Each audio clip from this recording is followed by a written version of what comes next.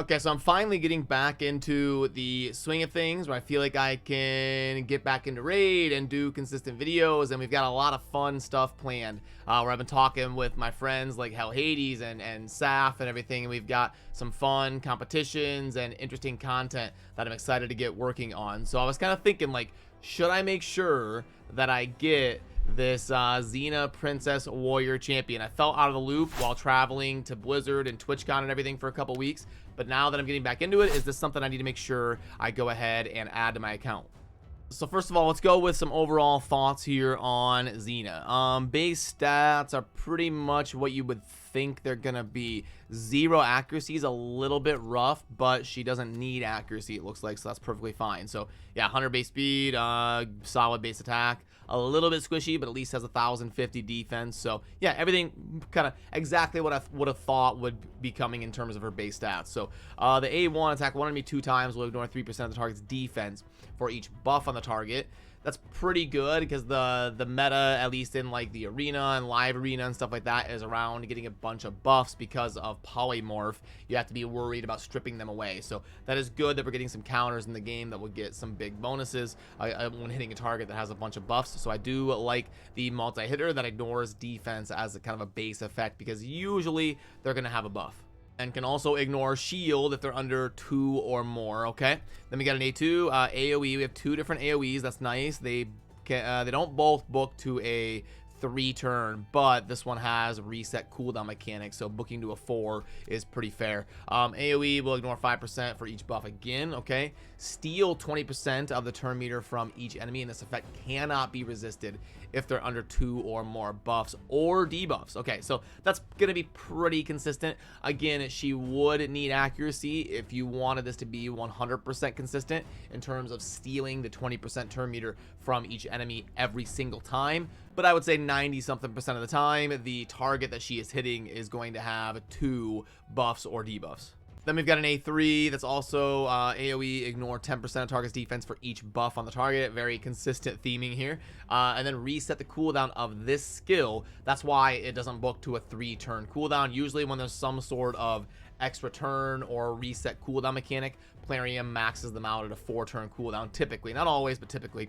So we're going to reset that cooldown if we get 2 or more kills. It's kind of a snowball more mechanic, which typically isn't as impactful as you think it would be. So like, you already killed 2 things, so you're gonna be ahead unless they have like a really good reviver, or they've got a double revive team like a Duchess Pythion or something. So it is nice to have this. Maybe not as great as it sounds, but it's definitely nice.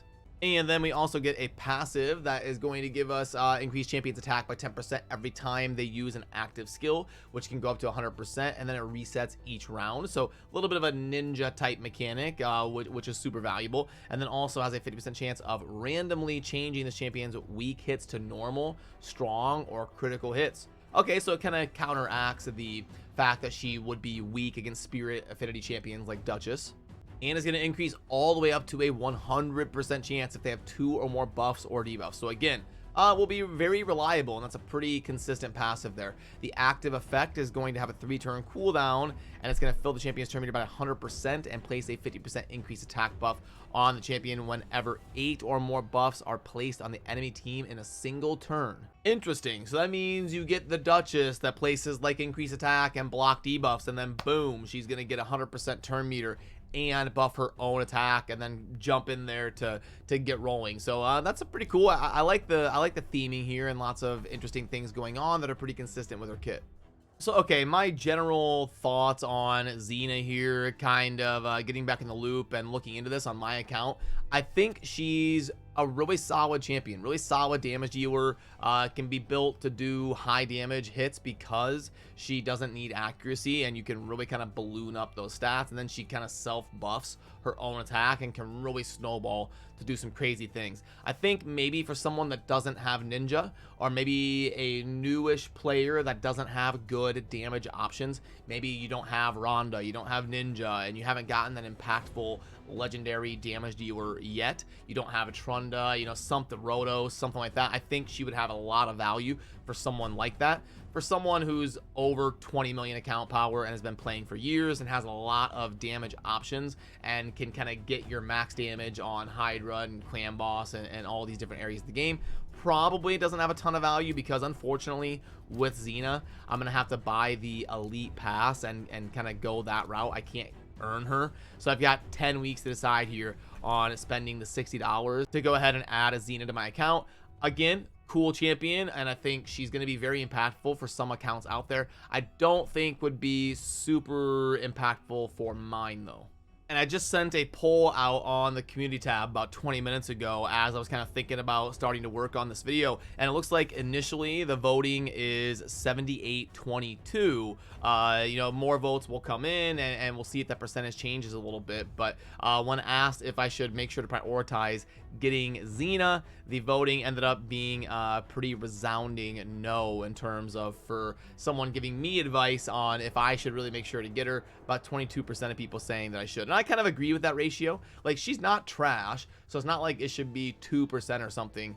I think, yeah, 20 to 30% on a poll like that is pretty fair and consistent with how I'm thinking. So then while we're here, let's go ahead and talk about some of the stuff in the shop. I haven't been doing this for a while, so I'm excited to get back into the flow of doing that. I've been talking with the guys, and we've got some ideas that we want to innovate here on the offer calculator, get like maybe a grading gradient or an actual number score on there, but we also want to keep it simple and intuitive and easy to understand. But there's definitely going to be some changes coming to the offer calculator pretty soon here that I hope you're going to enjoy. But special pack offer, they've got looks like a few different ones here. 30 for the books and energy, that's not going to be good, and you can tell by the purchase limit of 3. Purchase limit of 2 means it's going to be better but not great. So 7, 1 sacred, and 3 voids. Yeah, by Polarium's typical marketplace prices, that's going to be an above average offer probably, but not quite good. Holiday energy pack,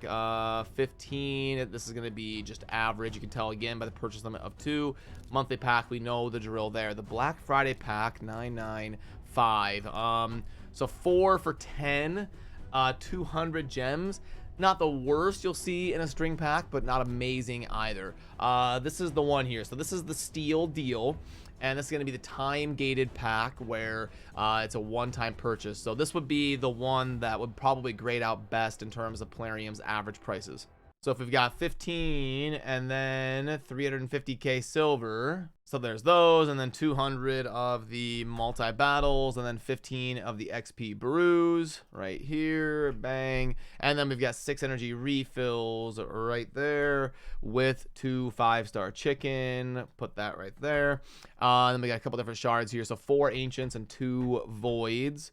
4 ancients and 2 voids right there, a 15 legendary deal. Yeah, so this is going to be a pretty decent pack in terms of what you're going to get in game typically from them, and it's definitely the best one I see in the shop right here. I kind of want to add like a drop down menu where we can at least give players the option to see like a pack score. Like, is this a 2.6 or a 2.2? We know that it's a good pack in relation to Polarium's marketplace, but is it amazing or is it just good? Is something that I kind of want to get on there, but definitely the best we're seeing in here so far.